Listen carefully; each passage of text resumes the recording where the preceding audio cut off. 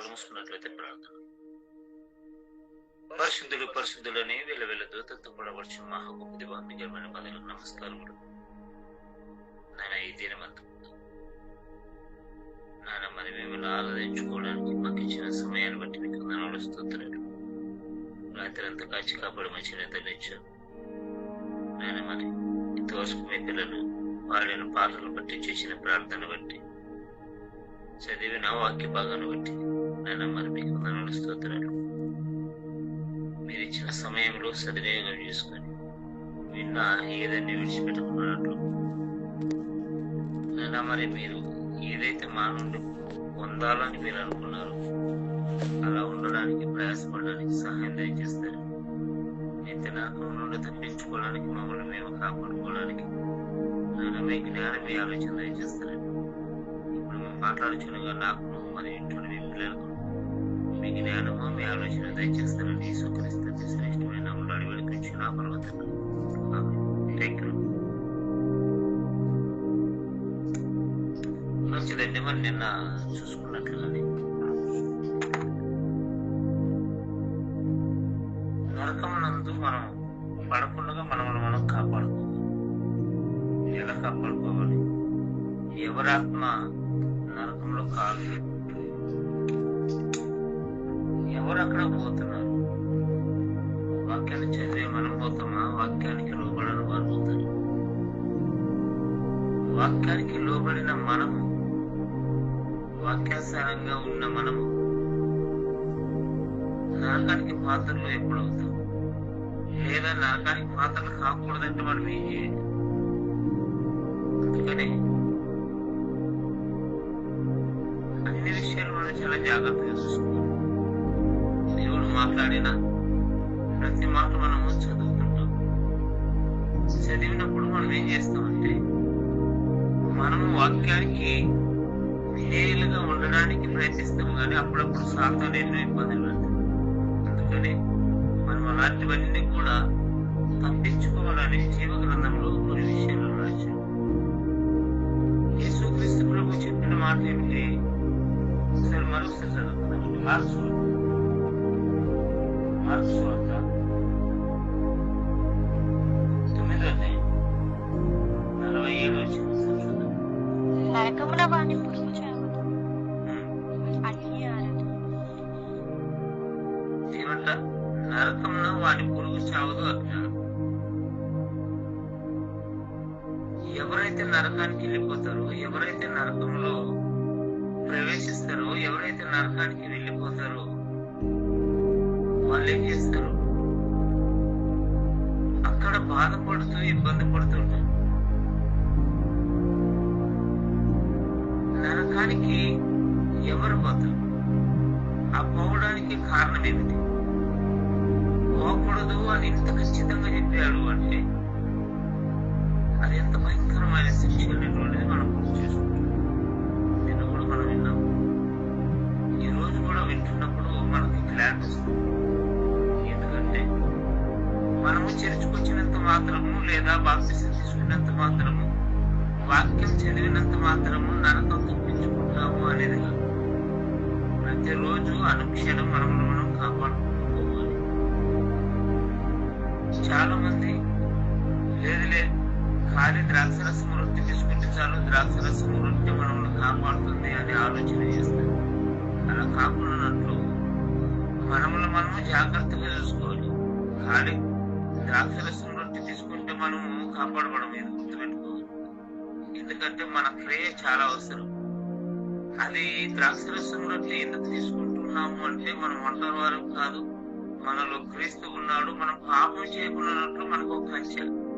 అంటే ఇదిగో నేను యేసుక్రీస్తు యొక్క శరీరాన్ని, ఆయన రక్తాన్ని తీసుకున్నాను అంటే ఇప్పుడు నేను ఆయన యొక్క స్వాధీనములో ఉన్నాను, ఆయన యొక్క బంధకములో ఉన్నాను. లేక ఒక ప్లాట్ లో ఒక వ్యక్తి ఎలాగైతే రిజిస్టర్ చేసుకుంటాడు, చేసుకున్నప్పుడు ఆ యొక్క యజమానుడు ఎలా అయితే ఆ యొక్క ప్లేస్ వాడుకుంటాడో అలాగే ఆ ప్లేస్ వాడబడాలి. అలా మనము దేవుని యొక్క పేరున ఉండడానికి యేసుక్రీస్తు రక్తం చెందించి మనల్ని కాపాడాడు కాబట్టి మనకు గుర్తుగా మనకి హెచ్చరిక చేస్తున్నట్లుగా అందుకు మాత్రమే పనికొస్తుంది. చూద్దామని మనం ఒకసారి చూసుకుంటే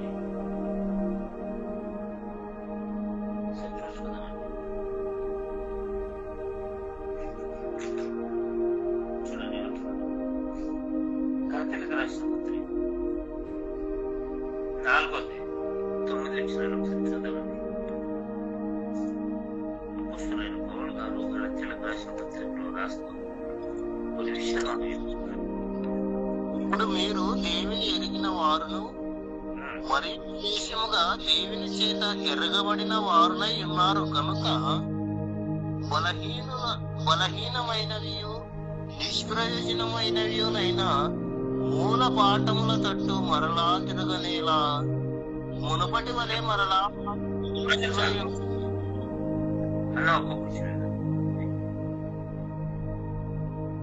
ఈయన మాట్లాడుతూ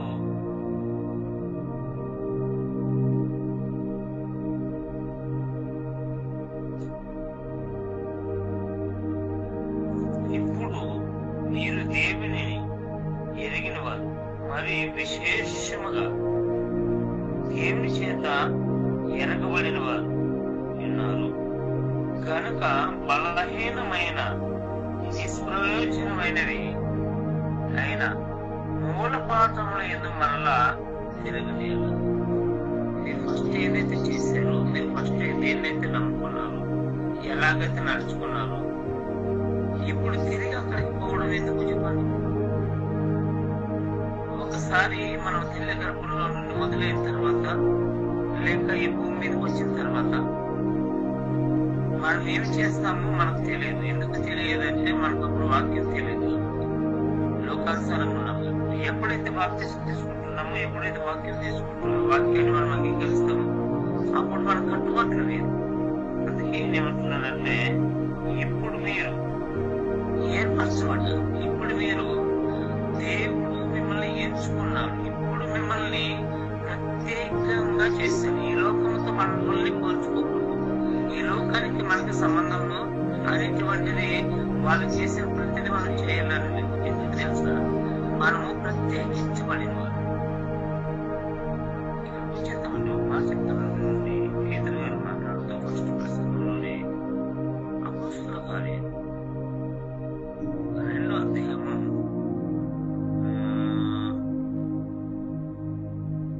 39 వచ్చింది మనకు. ఒకసారి చూద్దామండి. మీకును మీ పిల్లలకును దూరస్తులందరికీ అనగా వారికి మీరు దూరంగా ఉన్నారని ఉంటుంది. చూడండి, 38 లేక 39 చూస్తాను. 40 ఇంకా చదవండి. ఎవరైనా మాట క్షమించి మీరు మూర్ఖులకు ఈ తరము వారికి వేరే రక్షణ పొందుడని వారిని హెచ్చరించెను. ఈయన మొట్టమొదటి ప్రసంగానికి 3000 మంది మారారు. ఏమన్నాడు? మూర్ఖులకు ఇది అంటే, మూర్ఖులు అంటే ఏంటి? మూర్ఖులు అంటే వాళ్ళకి ఏది నచ్చితే అదే చేస్తారు. అవతల వారు ఏం చెప్పినా పట్టించుకోరు. ఏది వాళ్ళకి రైట్ అనిపిస్తే అదే చేస్తారు.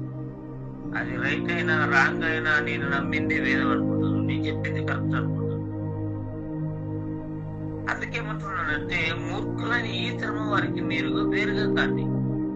ఎందుకు వేరుగా కావాలి అంటే, మీరు ఇప్పుడు మీ సొత్తు కాదు, క్రీస్తు మీలో జీవించుచున్నాడు కాబట్టి మీ ఇష్టానుసారంగా బ్రతకడం అవకాశం లేదు.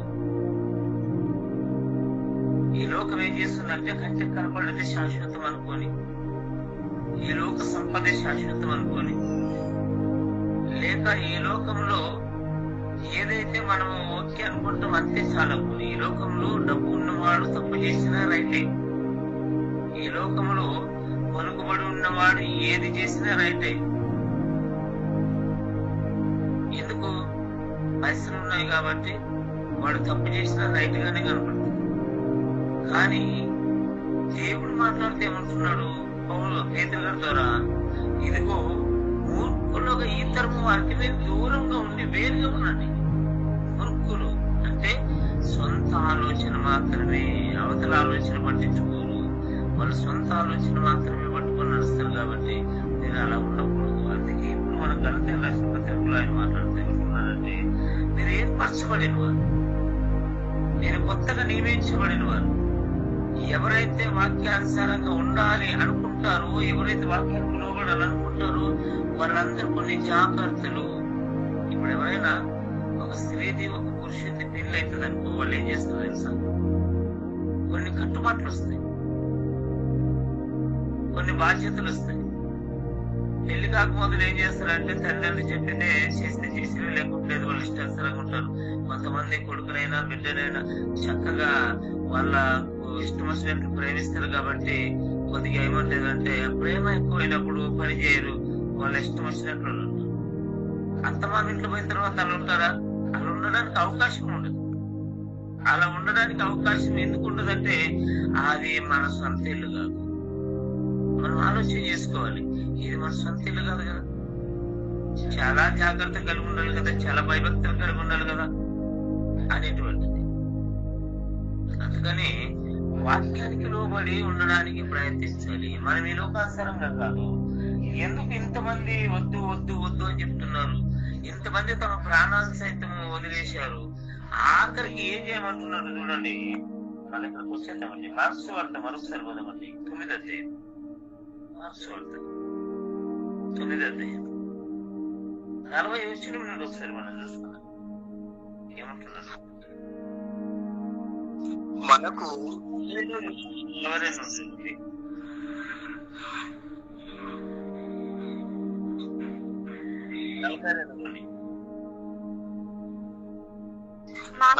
విశ్వాసం చూయించిన వారిలో ఒకరిని అభ్యంతరపరిచేవాడు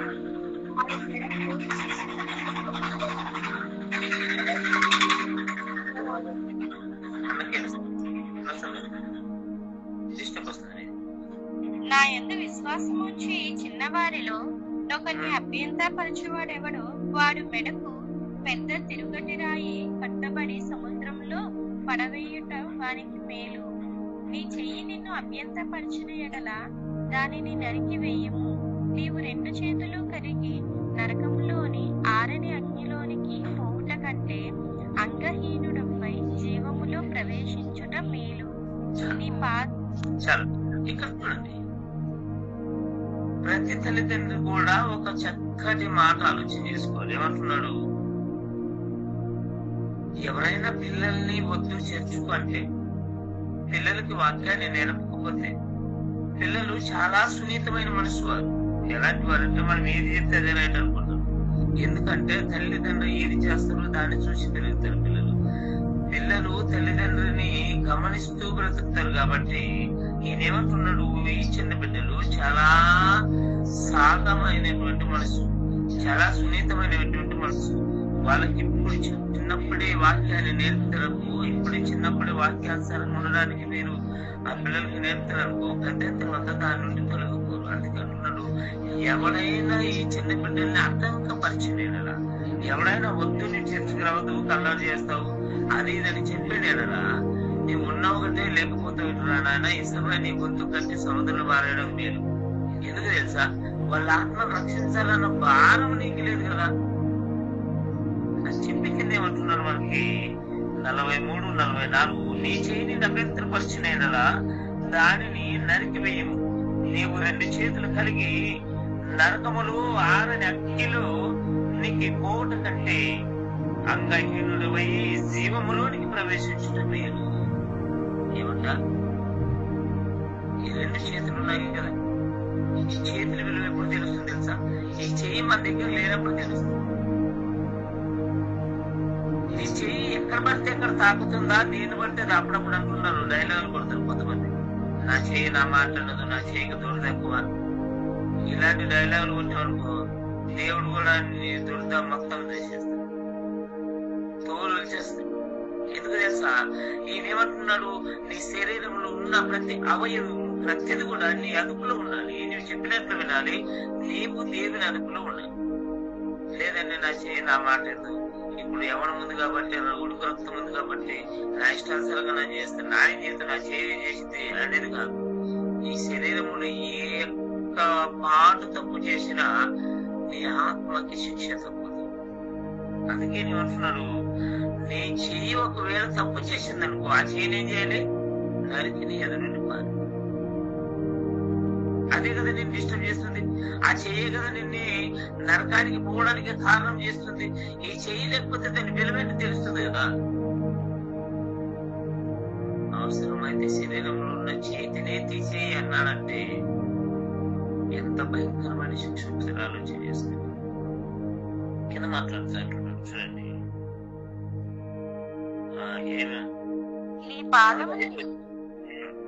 నీ పాదము నిన్ను అభ్యంతరపరచిన ఎడల దానిని నరికి వెయ్యుము.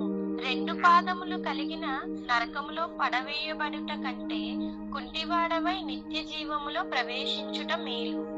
ఏమంటున్నారు చూడండి, నీ పాదము నిన్ను అభ్యంతరపరిచిన ఎడల దాన్ని నరికి వేయము.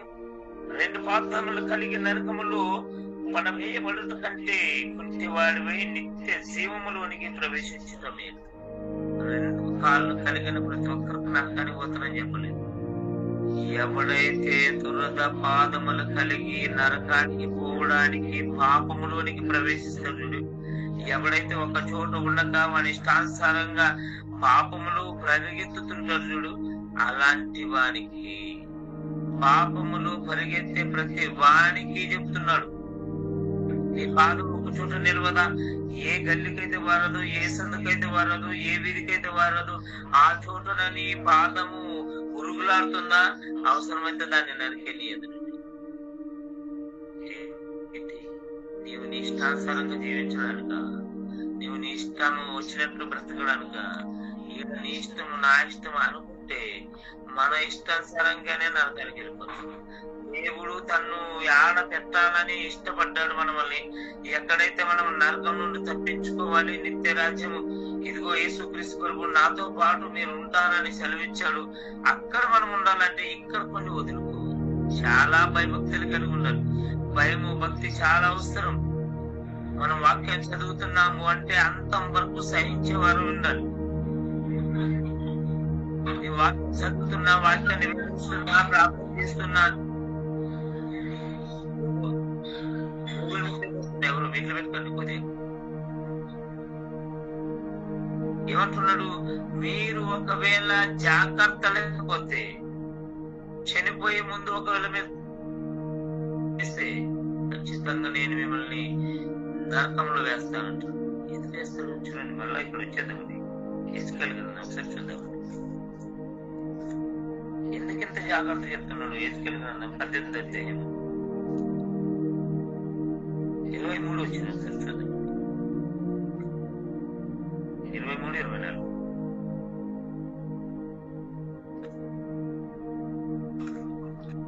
దుష్టులు మరణం నందుట చేత నాకీ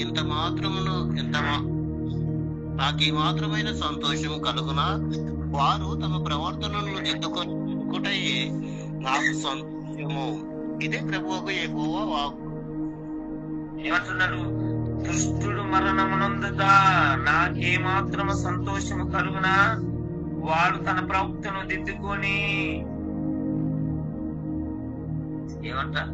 నీ పాపములు ఉండి నేను పాపములు ఉండి చనిపోతే దేవుడు సంతోషిస్తాడు? బాధపడతాడు? సంతోషించాడు. దేవుడు మనము మన యొక్క ప్రవక్తను దిద్దుకొని, మనమును సరి చేసుకొని, మనల్ని పాపం నుండి తప్పించుకోవడానికి ప్రయాసపడి మనము కష్టపడకుండా ఎప్పుడైతే నిత్యరాజ్యాలు పోవాలని మనము కష్టపడేది ఈ లోకంలో మాత్రమే, పరలోకంలో కష్టపడకూడదని మనం కానీ ఆలోచన చేసి మనం ప్రయత్నించుకుంటే అప్పుడే దేవుడు సంతోషిస్తాడు. కింద చూడండి, చక్కని వాళ్ళు చెప్తున్నారు. 24 వచ్చిన చెప్తున్నాడు, అయితే నీతిపరుడు తన నీతిని విడిచి పాపం చేసి దుష్టులు చేయు హేయ క్రియలన్నిటి ప్రకారము జరిగించేడలా అతడు చేసిన నీతి కార్యములు ఏమాత్రములు జ్ఞాపకములోనికి రావు. అతడు విశ్వాసఘాతకుడై చేసిన పాపమును బట్టి మరణమునందును. ఇక్కడ చూడండి, భయభక్తులు కలిగి జీవించేవాడు, విశ్వాసి, బాప్తిసం తీసుకున్నవాడు, లేక వాక్యానుసారంగా ఉన్నవాడు, వాక్యాన్ని చదివిన వాడైనా, ప్రార్థన చేసేవాడైనా ఒకడు గుర్తుపెట్టుకోవాలి. ఏమంటున్నాడు? అయితే నీతి పరుడు, నీతిగా బ్రతికిన వాడు అతని నీతి విడిచి పాపము చేసిన ఎడల, ఈ క్రియలన్నిటి ప్రకారం జరిగించిన ఎడల అతడు బ్రతుకునా. నీతిపడే కదా, వాక్యాన్ని చదివేవాడు కదా, వాక్యాన్ని వినేవాడు కదా, వాక్యాన్ని వివరించిన వాడు కదా. పాపం చేస్తే బ్రతుకుతాడా? ఎంత మాత్రం బ్రతుకుడు అంటాడు. మనకు సవాల్ వేస్తున్నాడు, క్వశ్చన్ వేస్తున్నాడు. బ్రతుకుతాడా? మనమేమనుకుంటాము, సండే పోయింది ప్రార్థన చేస్తే చాలండి మా పాపాలన్నీ గడిపోతాయి. మంచిది, మళ్ళా సండే కూడా అదేనా?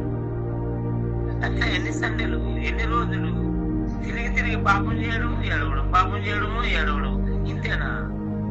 పాపం చేయకుండా జాగ్రత్త పడేది లేదా? ఏం చేస్తారు? అయ్యా ఈ వారం వల్ల చేసిన పాపాన్ని కడిగి వేయము. మొదటిసారి ఓకే, రెండోసారి, మూడోసారి, ప్రతిసారి అదే ప్రార్థన, అదే రిపీట్ చేస్తూనే పోయేది, మలపోయేది, ప్రార్థన చేసేది. అంటే దేవుడు ఏమైనా తెచ్చోడా? దేవుడు ఏమైనా తెలియలేనోడా? మనం పాపం చేస్తూనే పోతుంటే అడిగే లోపలే బాగు చేయడానికి. చూడండి, ఈయన మాట్లాడితే ఏమంటున్నాడు? బ్రతుకునా అతడు చేసిన నీతి కార్యములు ఏ మాత్రము జ్ఞాపకంలోనికి రావు. అతడు విశ్వాసఘాతకుడై చేసిన పాపమును బట్టి మరణము నందును. ఏమంటున్నాడు? తాను విశ్వసించాను, నా కుమారుడు నా ఇష్టానుసారంగా ఉంటాడు అని. నా విశ్వాసానికి ఘాతకం చేశాడు, నన్ను అవమానపరిచాడు, నన్ను మోసం చేశాడు. నేను ఎలాగైతే జీవించాలని కోరుకున్నానో అలా జీవించకుండా తాను పాపం చేశాడు. కాబట్టి నీవెన్ని నీతి కార్యం చేసినా, ఎన్నిసార్లు వాక్యం చెప్పినా, ఎన్నిసార్లు ప్రార్థన చేసినా ఒక్కటి కూడా నేను జ్ఞాపకం చేసుకోను. నీ పాపం చేశావు కాబట్టి, తెలిసి పాపం చేశావు కాబట్టి ఏం చేస్తాను? ఆ పాపాన్ని బట్టి చంపేస్తాను. మీరు పైన ఇంకా చదువుకోండి, 21, 22 వచనాల్లో కూడా ఉంటుంది. పాపం చేసేవాడు పాపాన్ని ఒప్పుకొని పాపాన్ని వదిలేసి నీతిగా బ్రతికితే ఒక్కడు కూడా జ్ఞాపకంలోనికి రాదు. మనం ఎంత జాగ్రత్తగా ఉన్నాం, ఎంత భయభక్తిని కలిగి ఉన్నాం. ఒకవేళ మనం వాక్యం చెప్పేవారైనా, ప్రార్థన చేసేవారైనా, బాప్తిసం తీసుకున్న వారైనా, ఈ బాప్తిసం తీసుకోకుండా లోకాసార్లు ఉంటారు చూడండి, వాళ్ళకి ఎంత నరకం తప్ప. మనం మాత్రం జాగ్రత్తగా ఉండాలి కదా. ఎందుకంటే మనం ఏర్పరచబడమనేవారు. లేక మనము ఎప్పుడైతే బాప్తిసం తీసుకున్నామో మన సొత్తు కాదు, మనలో క్రీస్తు జీవించుతున్నాడు, మనం ఆయన పేరు మీద రిజిస్టర్ అయిన వారు, మనం చాలా జాగ్రత్తగా ఉండాలి. ఎవరైతే వాక్యానికి లోబడరో వాళ్ళకు వర్తించదు. ఎందుకు వర్తించదు అంటే వాళ్ళు ఉండాలి దాంట్లో. అన్యులైనా అవిశ్వాసులైనా వాళ్ళు ఈ కేటగిరీలకు రారు. ఎందుకు రారు అంటే వాళ్ళ దారే ఆధారి. వాళ్ళు ఒకవేళ వాళ్ళ తప్పు తెలుసుకొని మార్పుకొని బాప్తిసం తీసుకుంటే అప్పుడు వాళ్ళకు వర్తిస్తుంది. కానీ ఎవరు జాగ్రత్త పడాలి? ఎవరు? మనం. నీతి పరుడు ఒకవేళ నీతిని విడిచిపెట్టి పాపం చేస్తే ఒక్కరు కూడా జ్ఞాపకం చేసుకొని అంటున్నాడంటే ఎంత భయంకరమైన శిక్ష వస్తారు ఆలోచన చేస్తారు. చూద్దాం,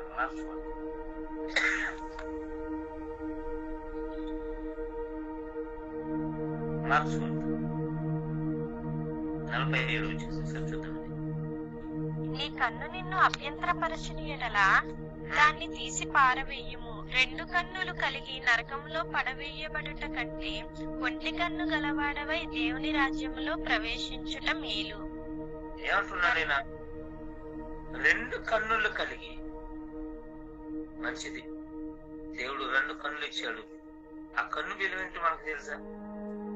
2 కన్నులు కలిగి మనము బాగుంది కదా చూపు, దేవుడు నాకు మంచి అవకాశం ఇచ్చాడు కదా, నేను వాక్యానుసారంగా బ్రతకాలనుకోకుండా ఒకవేళ మనం విర్రబీగి పాపం చేసామనుకో, మన చూపులో తప్పు ఉందనుకో, మనం చూసే చూపు చెడురైందనుకో, ఖచ్చితంగా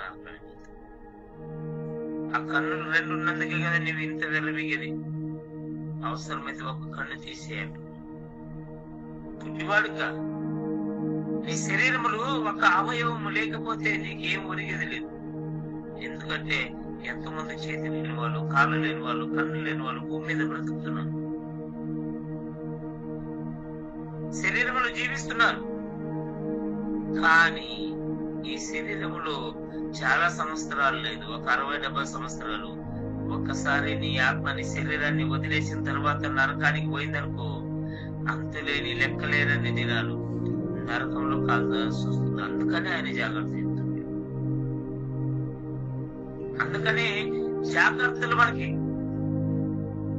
నరకానికి పోకూడదు అని మనము మనల్ని ప్రయాసపడి మనమే కాపాడుకోవాలి. అందుకే శివవాక్యాన్ని విని ఆ వాక్యాన్ని నమ్ములు వేసుకుంటూ ఆ వాక్యాన్ని జ్ఞాపకం చేసుకుంటూ మనం ఉన్నామనుకోండి, ఏది పాపము, ఏది రైటు, ఏది రాగో మనకు గుర్తుంది. మన పాపానికి దూరంగా ఉండాలి, పాపానికి చాలా చాలా దూరంగా ఉండాలి. ఎందుకంటే మనం జాగ్రత్త లేకపోతే అజాగ్రత్తగా ఉంటే మనమే మోసం చేసుకుంటాం. ఎవరో వచ్చి మనల్ని మోసం చేయలేదు, గుర్తుపెట్టుకోండి. ఎవరో వచ్చి నిత్యరాజ్యానికి తీసుకెళ్లరు, మనమే నిత్యరాజ్యానికి తీసుకెళ్ళాలి. ఎవరు వాళ్ళ గురించి వాళ్ళు ఆలోచన చేసుకుంటారు, ఎవరు వాళ్ళ గురించి వాళ్ళు ప్రతిరోజు తాము కాపాడుకుంటారు, వాళ్ళు మాత్రమే పరలోకానికి వెళ్ళిపోతారు. చూడండి, ఇప్పుడు చెప్తున్నాడు కింద మరొకసారి 48 వచ్చిన చదువుకుంటే, నరకమున వాని పురుగు చావదు, అగ్ని ఆరదు. నరకమున వాడి పురుగు చావదు అన్నాడు. ఎవరి పురుగు చావదు? ఎవరైతే నరకానికి పాత్ర అవుతారు, ఎవరైతే తమ చేతులు తమ అదుపులో పెట్టుకున్నారు, ఎవరైతే తమ పాదములు తమ అదుపులో పెట్టుకోరు, ఎవరైతే తమ నాలుకైనను పెదవులైనను లేక తమ కళ్ళైనను తమ అదుపులో పెట్టుకోకుండా ఒకవేళ విచ్చలవిడితనము గాని లేకపోతే పాపం చేస్తే ఎవరు లేరు కదా అనుకొని మన ఇష్టానుసారంగా బ్రతికితే వారి ఆత్మ నరకానికి వెళ్ళిపోతుంది. ఎవరు చేసే పాపం వాళ్ళకి తెలుస్తుంది, గుర్తుపెట్టుకో. నేను ఏలెత్తి చూపించలేను, నన్ను నీవు ఏలెత్తి చూపించలేవు. ఎందుకు తెలుసా? మనం 10 మందిలో ఉన్నప్పుడు మనుషులు కనపడడానికి, నీతిగా బ్రతకడానికి ప్రయాసపడచ్చేమో గాని ఒంటరిగా ఉన్నప్పుడు మన ఆలోచన ఏమైంది? ఎవరి గురించి ఆలోచన చేస్తున్నాం? మన ప్రవక్తన ఏమైంది? మన ఫలితాన్ని ఏమైంది? దానిని బట్టి తెలుగుతుంది. మనసును మోసం చేసేమో గాని దేవాది దేవుని ఎవ్వడు కూడా మోసం చేయలేదు. దేవుని మోసం చేసే అవకాశమే లేదు. ఎందుకంటే మన ఆలోచన ఎరిగిన దేవుడు, మన హృదయాన్ని ఎరిగిన దేవుడు, మన తలంపులు ఎరిగిన దేవుడు.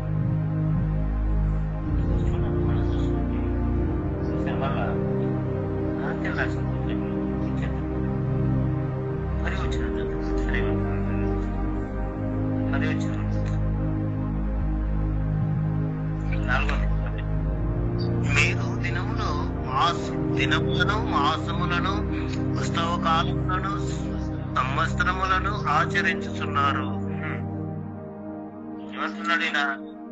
మీరు ఈ దినం బాగుందని, ఈ దినం బాగలేదని, ఈ వారం చేయాలని, ఈ వారం చేయలేదని ఈ లోక పర్యాయంగా లేదా మనము క్రైస్తవులోనికి రాకముందు ఏదైతే ఆచరించామో వాటిని బట్టి నడుచుకుంటారు. జాగ్రత్త. అలా కాదు నడుచుకోవాల్సింది. ఏ దినం మంచిది కాదు. దినం చెడ్డవరా నాయన, ఈ రోజు ఉన్నవాడు రేపు ఉంటాడో లేదు తెలియదు, ఇప్పుడున్నవాడు 1 గంటకుంటాడో లేదో తెలియదు.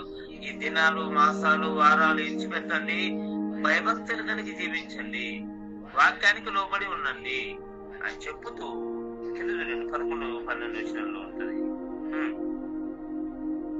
మీ విషయమై నేను పడిన కష్టము వ్యర్థమైపోయేమో అని మిమ్మును భయపడుచున్నాను. ఏమంటున్నాడైనా? మీకు ఎన్నోసార్లు వాక్యాన్ని వివరించాను కదా, ఎన్నోసార్లు వాక్యాన్ని చెప్పాను కదా, మీ గురించి నేను ఎంత కష్టపడ్డాను కదా. ఒకవేళ మీరు ఈ దినములు, వారాలు, మాసాలు, అమాసాలు, పుణ్యాలు అనుకుంటా సమయాన్ని వృధా చేస్తే నేను మీ ఆత్మ రక్షించాలన్నా ఎంతో కష్టపడ్డాను కాబట్టి నా కష్టము వ్యర్థమైపోతుందేమో. ఎప్పుడైనా విన్న వాక్యం ఫలించకపోతే చెప్పిన వాడి కష్టం వ్యర్థమే. ఆ వాక్యాన్ని విని విడిచిపెడితే చెప్పిన వాడి కష్టము వ్యర్థమే. ఆ వాక్యానుసారంగా ఒక్క ఆత్మైనను రక్షించబడకపోతే చెప్పిన వాక్యము వ్యర్థమే. అందుకే అంటున్నాను, మీరు ఈ లోకానుసారంగా బ్రతుకుతున్నారా? ఈ లోకంలో ఇలా ఉండాలి అలా ఉండాలని మీరు అనుకుంటున్నారా? అలా కాదు. ఒకవేళ నేను మీ గురించి పడిన కష్టం వ్యర్థం అయిపోతుంది కదా. వ్యర్థం కాకుండా చూసుకోండి. నేను కింద 12 వచనంలో అంటున్నాను చూడండి. సహోదరులారా, నేను మీ వంటి వాడనైతిని కనుక మీరు నా వంటి వారు కావలెనని మిమ్మును వేడుకొనుచున్నాను. ఏమంటున్నాను? నేను మనిషినే కదా, మీలాంటి వాడిని కదా. 2 కాళ్ళు, 2 చేతులు, 2 కళ్ళు కలిగిన వాడు కదా. నేను నడవగలిగినప్పుడు మీరెందుకు నడవలేరు? నేను ఉండగలిగినప్పుడు మీరెందుకు ఉండలేరు? నేను ఎలాగైతే ఉన్నాను, ఎలాంటి వాడిని, ఎలా తయారయ్యాను, మీరు కూడా నా గురించి అలా తయారు కావాలి. నేను ఎలా ఉన్నాను, నా జీవితం మీకు తెలుసు. సౌలుగా ఉన్నప్పుడు ఎంతో మంది నిమిషం పెట్టిన వాడును, కొట్టిన వాడును, చెరసాలు వేసిన వాడును, బంధకములు ఉంచిన వాడును, అవసరమైతే చంపేసిన వాడును. కానీ ఇప్పుడు ఎవరు కొట్టినా కొట్టించుకుంటున్నాను. ఎన్నో ఆత్మలు రక్షించడానికి ప్రయాసపడుతున్నాను, ఎంతో బాధపడుతున్నాను. ఎందుకు తెలుసా? దేవుని వెలుగైతే తెలుసుకున్నాను.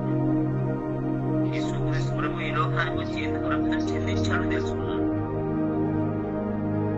అంటే ఆయన ఏమన్నానంటే, ఏదో నేను మీ వంటి వాడు, ఇలాంటి స్వభావం కలిగిన వాడిని, నాకు సాధ్యమైందంటే మీకు సాధ్యమవుతుంది, నేను చేయగలిగానంటే మీరు చేయగలుగుతారు. ఎంత సింపుల్ గా చెప్పేసాను. నానా బ్రతకండి. యేసుక్రీస్తు ప్రభు 12 మంది శిశువులు అయితే 12 మందిలో ఏదో ఇసుకలో ఏదో తప్పిపోయిన తర్వాత 11 మంది శిశువుల్లో ఎవరు ఏ ఒక్కరు కూడా చెప్పలేకపోయారు. ఏమంటా? నేను క్రీస్తుని బట్టి నడిచాను, నన్ను బట్టి మీరు నడిపారు, నన్ను బట్టి నడవండి అని చెప్పలేదు తెలుసా? తను తాను క్రీస్తుకి అంకితం చేసుకున్నాడు. తను తాను అలా నడుచుకోవాలని కష్టము అయినను నష్టమైనను సరే, ఏదైనా సరే నేను వాక్యానికి లోబడి ఉండాలని. మనం చూసుకుంటే ఫిలిప్పీయులకు రాసిన పత్రిక చూద్దాం, 3వ అధ్యాయం 9వ వచనం చూస్తే, ఫిలిప్పీయులకు రాసిన పత్రిక అపోస్తలుడైన పౌలు గారు మాట్లాడుతున్నారు. క్రీస్తును సంపాదించుకొని ధర్మశాస్త్రము మూలమైన నా నీతిని కాక క్రీస్తునందలి విశ్వాసము వలనైన నీతి అనగా విశ్వాసమును బట్టి దేవుడు అనుగ్రహించు నీతి గలవారనై ఆయన యందు అగపడు నిమిత్తమును ఏ విధము చేతనైనను మృతులలో నుండి నాకు పునరుత్థానము కలగవలెనని ఆయన మరణ విషయములో సమాధాన భావము గలవాడనై ఆయనను ఆయన పునరుత్థాన బలమును ఎరుగు నిమిత్తమును ఆయన శ్రమలలో పాలివాడగుట ఎట్టిదో ఎరుగు నిమిత్తమును సమస్తమును నష్టపరచుకొని వాటిని పెంటతో సమానముగా ఎంచుకొనుచున్నాను. ఏమంటున్నాడు ఈయన? నా నీతి ధర్మశాస్త్ర ప్రకారం ఉండేది. ఫస్ట్ ధర్మశాస్త్రం ఏది చెప్పిందంటే చేసేవాడు.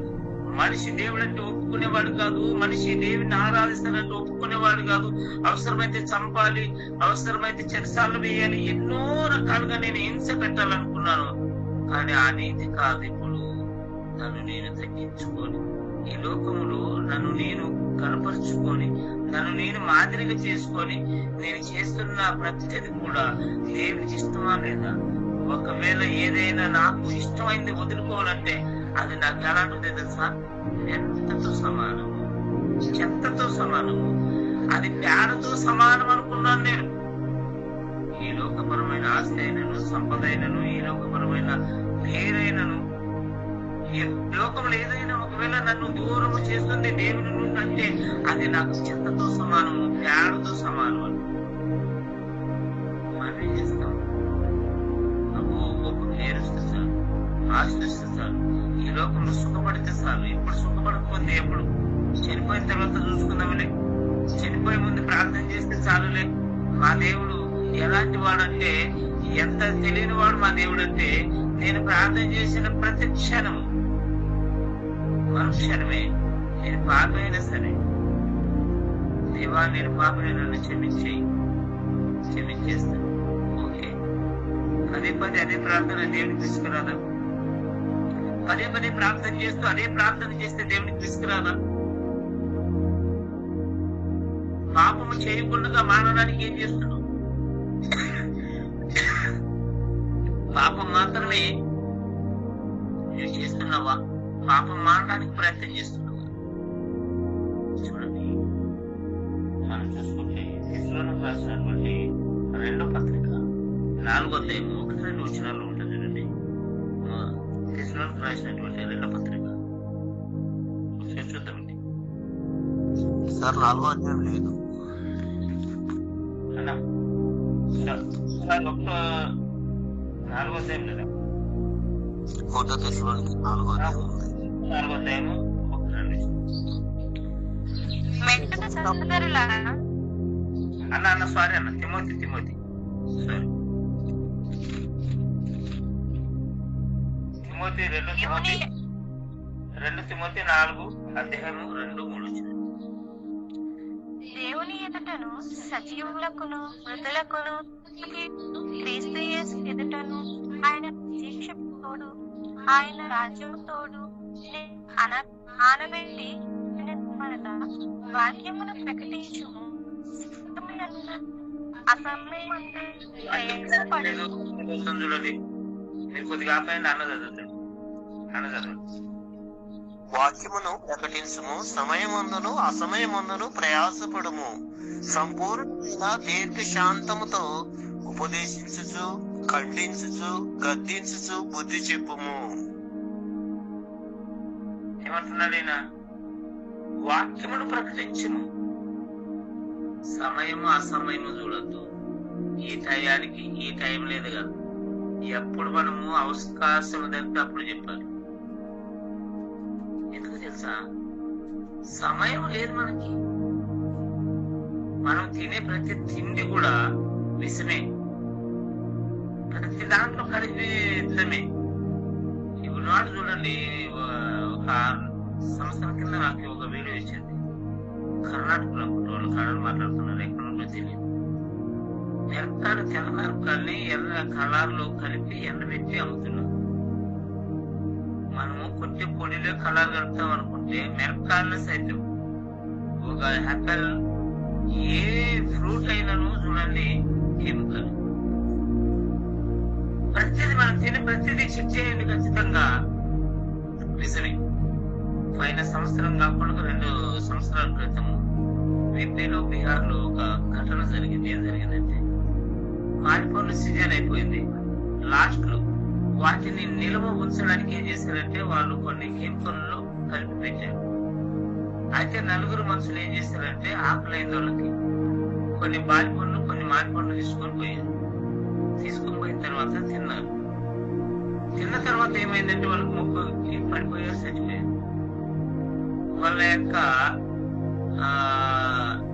పోస్ట్ మార్టం రిపోర్ట్ ఏమొచ్చింది తెలుసా? ఈ బాలిపండ్లకి మామిడిపండ్లకి సేమ్ కెమికల్ వేసినందువలన డోస్ ఎక్కువ చచ్చిపోయింది.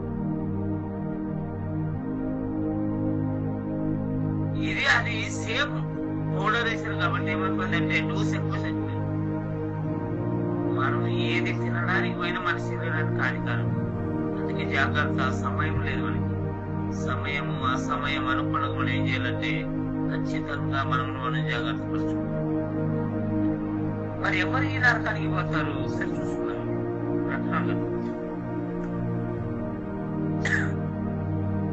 21వ అధ్యాయం 8వ వచనం చూద్దాం.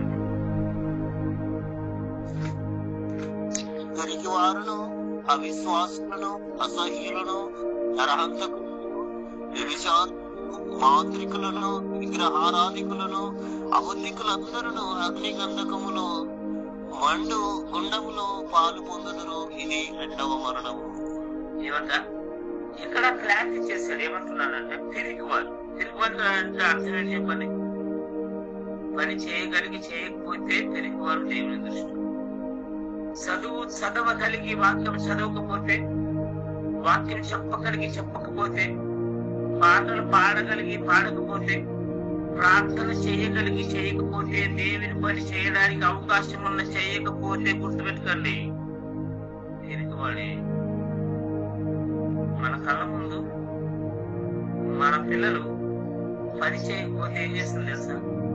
నీకేమైందిరా, అది చేత కదా, ఎద్దులా ఉన్నావు అంటారు. అది గుడ్డోని అంటారా? అనలేదు. ఎందుకంటే వాళ్ళ వల్ల కాదు. తిరిగి వారంటే అర్థం ఏంటి? చెయ్యగలిగి చెయ్యకపోతే. మనం ఆ కేటగిరీలోకి ఉన్నాం. మేము ఒకసారి మనల్ని మనం సరి చేసుకుంటాం. అంతేకాదు ఏమంటున్నాడు, పిరికివారును అని చెప్పేసి అవిశ్వాసులు. అవిశ్వాసాలు అంటే ఏంటి? ఎన్నిసార్లు వాక్యం విన్న విశ్వాసం ఉండదు. చూద్దాం, సమయాన్ని పట్టించుకోరు. ఎన్నిసార్లు వాక్యం విన్నా ఏం చేస్తారు? నెగ్లెక్ట్ చేస్తారు. ఎన్నిసార్లు వాక్యం విన్నా ఏం చేస్తారు? దాన్ని ఇంకా తోస్తూనే ఉంటారు. వాక్యాన్ని విని నువ్వు భయపడకపోతే, దేవునికి భయపడకపోతే ఏం చేస్తావు? జాగ్రత్త, ఖచ్చితంగా అవిశ్వాసముగా ఉన్నావనుకో నరకం పోతుంది. అంతేకాదు ఏమంటున్నాడు నేను, పిరికివారును అవిశ్వాసులను అసహ్యులను అంటే అసహించుకునేవారు. తెలుసా నీకు? ఎవరైనా పాట పాడితే ఓర్చరు, ఎవరైనా వాక్యం చెప్పినా ఓర్చరు, ప్రార్థన చేసిన వచ్చే పెద్ద ఏమన్నా వాక్యం ఎట్లా చెప్తావు అనే లోపల వాడు కొత్తగా చెప్పేవాడైతే ఏం చేస్తాడు తెలుసా? డ్రాప్ అయిపోతాడు, దాన్ని ఎక్కిరిచేస్తాడు. వీడు చేసేదిలే అవతల వాళ్ళని చేయనిచ్చారు. అందుకే పిరికివారుగా ఉండద్దండి, అవిశ్వాసాలుగా ఉండద్దండి, అసహ్యులుగా ఉండద్దండి అని చెప్పి కిరికి ఏమంటుంది? నరహత్తికులు అంటే, నరహత్తికులు అంటే ఏంటి? మేమేమైనా మనిషిని చంపేసామండి, ఎవరిని మర్డర్ చేయలేదు అనుకోవద్దు. దేవుని వాక్యం ఏం సెలవిస్తుంది తెలుసా? నీవు ఈ భూమి మీద ఉన్నప్పుడు ఏం చేస్తున్నావు? చాలా జాగ్రత్తగా ఉన్నాడు. కొంతమంది అంటారు తెలుసా, వాడు ఆడిన మాటలకి నా మనసు సచ్చిందండి. మనసు సచ్చింది అంటే ఏంటి? శరీరంలో మనిషి ప్రాణంతో లేడనే లేదు. మనిషి నచ్చుకునేలా అవతల వాళ్ళని ఎవరైనా బాధ పెడితే అది నరకంలోకి వస్తుంది. గుర్తు చేసుకుంది. శరీరం చావడమే కాదు, అవతల వ్యక్తి బాధపడి మనసు చచ్చిపోయేలా చాలా మంది ఉన్నారు. చూడండి, వాడు చచ్చిపోయినట్టే చూడండి అన్నాడు. నా దెబ్బకు వాడి మొత్తం చూడాలి కానీ వాడు చచ్చిపోయినాడు అంటే చనిపోయేదని కాదు. వాడి మనసు గాయపరచబడ్డాడు, వాడు బాధపడ్డాడు, వాడు చచ్చిపోయిన వాడు ఎంతగా ఫీల్ అయ్యాడు. అందుకే ఇది కూడా దాంట్లోకి వస్తుంది అని చెప్పేసి నరహంతకులను, వ్యభిచారులను, భార్య నిలిచి భర్త నిలిచి వేరే వాళ్ళకి విచ్చలు వీడి మాటలు చెప్పి వలలేసుకునే వారు కానివ్వండి, అలాంటి కార్యాలు చేసే ప్రతి ఒక్కరు కూడా నరకంలోకి పాత్ర. ఎవరైనా సరే, స్త్రీ అయినా పురుషులైనా, కట్టుకున్న భర్తతోటి, కట్టుకున్న భార్యతోటి మాత్రమే సుఖపడాలి. సామెతల గ్రంథంలో మనం చెప్తుంటాడు, నీ బావల నీళ్లు నీవే తాగాలి, నీ భార్య నీవే సంతోషించాలి. కొన్ని విషయాలు చాలా బాగుంటాయి. ఎందుకు తెలుసా? నీవు అలాంటి కార్యాల్లో గల చురుకుగా లేకపోతే, అంటే పాపం విషయంలో నీవు చురుకుగా లేకపోతే, ఏది రైటు ఏది రాంగు నీవు తెలుసుకోకపోతే ఖచ్చితంగా దీన్ని నీవు మోసం చేసుకుంటావు. కిలిచులను ఏమంటున్నాడు? నరహంతకులను అని చెప్పేసి, వ్యభిచారకులను, మంత్రికులను, మంత్రాలు చదివేవారు అని చెప్పేసి, విగ్రహారాధకులను అంటే మనుషులు చేసిన వాటిని పూజ చేసేవారు. ఇది గుర్తుపెట్టుకోవాలి. ఒక శిలువనైనను యేసుక్రీస్తు ప్రభు ఫోటోనైనా ఆరాధిస్తే మరేమో ఫోటోను ఆరాధించిన దాంట్లోకి వస్తుంది. ఎందుకంటే దేవుడు ఎలా ఉన్నాడో మనకు తెలియదు. ఎందుకంటే దేవుడు ఆత్మై ఉన్నాడు కాబట్టి. ఈ యేసుక్రీస్తు ప్రభు ఫోటోలను మనం అనుకుంటాం కదా, వాళ్ళంతా మన ముందు ఉన్నటువంటి మనుషులే. వాళ్ళు ఒక సినిమా తీస్తున్నప్పుడు ఇలా ఉంటాడు అని ఊహించి, లేక ఇలా ఉంటాడు అని వాళ్ళ చరిత్ర చదివి ఆ ప్రకారం డిజైన్ చేయబడిన వారు. దానికి మొక్కిన పూజ చేసిన అదే కేటగిరీలోకి వస్తుంది. అన్యులు కాదు, మనం క్రైస్తవులో ఉండి భయభక్తులు కలిగి బాప్తిసం తీసుకొని ఉన్నవారు చాలా జాగ్రత్తగా ఉన్నారు. అన్యుడు వాడు ఎట్లయినా దాంట్లోనే ఉంటాడు అని చెప్పేసి కిందకి ఏమంటున్నారు చూడండి, విగ్రహారాధకులను, అబద్ధికులందరూ అగ్ని గుండకములు పాల్పొందుదురు. ఇది వారికి రెండో మరణం. ఎవరంట? అబద్ధాలు. ఎప్పుడు చూసినా ఏం చేస్తారో అబద్ధాలు. అబద్ధాలు చెప్పేవారు చాలా జాగ్రత్త. భయభక్తులు కలిగి జీవించండి, వాక్యానుసారంగా ఉండండి. ఎప్పుడైతే మనము నరకంలో ఉండి తప్పించుకోవడానికి ప్రయత్నించకపోతే, ఎప్పుడైతే మనము జాగ్రత్త పరచుకోకపోతే మనకే ప్రమాదం. మనము నరకానికి పోకూడదు అంటే ఇప్పుడు చెప్పినటువంటి వాటిలో మనం ఉండకూడదు. ప్రకటన గ్రంథము 21:8 ఏదైతే ఉన్నదో ఆ క్వాలిఫికేషన్ మనలో ఉంటే మార్చుకొని ముందు కొనసాగాలి. వాటిలో మనము ఉండకుండా మనం ఏం చేయాలంటే వాటి నుండి మనం తప్పించుకోవాలి. మనము ఒకవేళ మనం జాగ్రత్త పరుచుకోకపోతే మనకే ప్రమాదం. ఈ కొద్ది మాటలు దేవుడు మన హృదయంలో ఫలిపించి ఆశీర్వదించి నడిపించగా కలుసుకొచ్చిన ప్రార్థన చేసుకున్నాం. మహాపరిస్థితుల్లో నమస్కారం. ఇదిగోనైనా మరి ఇంతవరకు మరి మేము మీ మాటలు విని విన్నాం. నాయన నరకానికి పోకూడదంటే ఎలా ఉండాలి? మా చేతులు, మా కాళ్ళు, మా చూపులు, మా ఆలోచన మా అదుపులో ఉండాలి. మేము మీ అదుపులో ఉండాలి. నాయన ఇదిగో మేము ప్రార్థన చేసుకున్నాం కదా, మా దేవుడు మమ్మల్ని రక్షిస్తాడు. ఎప్పుడు చేసినా రక్షిస్తాడు. ఎలా ఉన్నా దేవుడు రక్షిస్తాడని నిర్లక్ష్యం కలిగి ఉన్నాం కదా ఆయన. మరి పాపం చేయకుండానే జాగ్రత్త పడడానికి మాకు మీ జ్ఞానం, మీ ఆలోచన ఇచ్చాడు. అయ్యా మీ పిల్లలందరూ కూడా ఎంతో భయభక్తులు కలిగి ఉదయమని వచ్చి నాయన మీ మాటలు వినిచుండగా విన్న మీ పిల్లలు విన్నదాన్ని విడిచిపెట్టుకున్నట్లు నా ప్రభు దినమంతా కూడా కాచి కాపాడ్డాడు. ఇదిగో కీర్తనలు గ్రంథం 1:2 సెలవిచ్చినట్టు దేవుని ధర్మశాస్త్రాన్ని ఆనందించుచు దీవారాత్రులు దాన్ని ధ్యానించిన వాడు దాన్ని నీ యొక్క వాక్యం చదువుతున్నప్పుడు సంతోషంగా ఉండాలి, ఆనందంగా ఉండాలి. కానీ దినము రాత్రి తేడా లేకుండా నాయన మరి మీ యొక్క వాక్యం మేము ధ్యానించాలి. విన్న దానిని చదివిన దాన్ని ధ్యానిస్తూ ఏది వాక్యాసరమో ఏది లేదని మమ్మల్ని మేము జాగ్రత్త పరుచుకుంటాం ఆయన ముందు కొనసాగడానికి. ఈ దినమంతా నాయన మరి మీ పిల్లలు చేసే ప్రతి పనిలో మేము తోడుగా నడిపించండి. ఎవరైనా అనారోగ్యంతో అటువంటి స్వస్థపరిచి మంచి ఆరోగ్యం దయచేస్తారండి. గూగుల్ మీట్ లో జాయిన్ అయిన ప్రతి కుటుంబాన్ని మీ చేతిగా చెప్తూ యేసుక్రీస్తు అతి శ్రేష్టమైన నామములో అడిగి నా ప్రవర్తన